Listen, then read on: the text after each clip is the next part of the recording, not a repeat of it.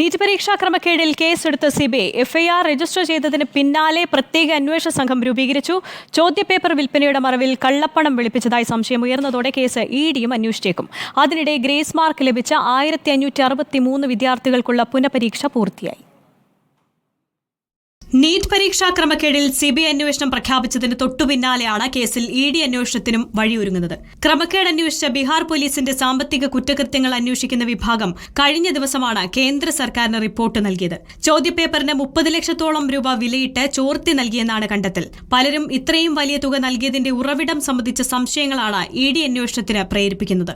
വിവാദത്തിൽ പ്രതിപക്ഷം ബിജെപിയെ കടന്നാക്രമിക്കുന്നതിനിടെ RJD നേതാവ് തേജസ്വി യാദവിന്റെ പ്രൈവറ്റ് സെക്രട്ടറി പ്രീതം കുമാറിനെ ചോദ്യം ഒരുങ്ങുകയാണ് ബീഹാർ പോലീസ്. ചോദ്യപേപ്പർ ചോർച്ചയിലെ പ്രധാന പ്രതി സിക്കന്ദർ യാദവേന്തുമായി പ്രീതത്തിന് ബന്ധമുണ്ടെന്നാണ് സംശയം. കേസിൽ ഇതുവരെ 19 പേരെയാണ് ബീഹാർ പോലീസ് അറസ്റ്റ് ചെയ്തത്. ഇതിൽ ചിലരെ നുണപരിശോധനയ്ക്ക് വിധേയരാക്കിയേക്കും. ഇവരുടെ സ്വത്തുക്കൾ കണ്ടുകെട്ടാനുള്ള സാധ്യതയും അന്വേഷണ സംഘം തള്ളുന്നില്ല. പരീക്ഷാ ക്രമക്കേടിൽ സിബിഐ എഫ്ഐആർ രജിസ്റ്റർ ചെയ്തു. പ്രതികളായി ആരുടെയും പേര് പരാമർശിച്ചിട്ടില്ല. ബീഹാർ കേന്ദ്രീകരിച്ചാകും അന്വേഷണ സംഘത്തിന്റെ ആദ്യഘട്ടം. അതേസമയം മെയ് 5 നടന്ന നീറ്റ് UG പരീക്ഷയിൽ ഗ്രേസ് മാർക്ക് ലഭിച്ച 1563 വിദ്യാർത്ഥികൾക്കായിരുന്നു റീടെസ്റ്റ്. പരീക്ഷ എഴുതാൻ മതിയായ സമയം ലഭിക്കാത്തതിനെ തുടർന്നാണ് ഇവർക്ക് ഗ്രേസ് മാർക്ക് അനുവദിച്ചത്. ഹരിയാന, ഛത്തീസ്ഗഡ്, ഗുജറാത്ത്, ചണ്ഡിഗഡ്, മേഘാലയ എന്നിവിടങ്ങളിലെ 7 കേന്ദ്രങ്ങളിലായിരുന്നു പരീക്ഷ.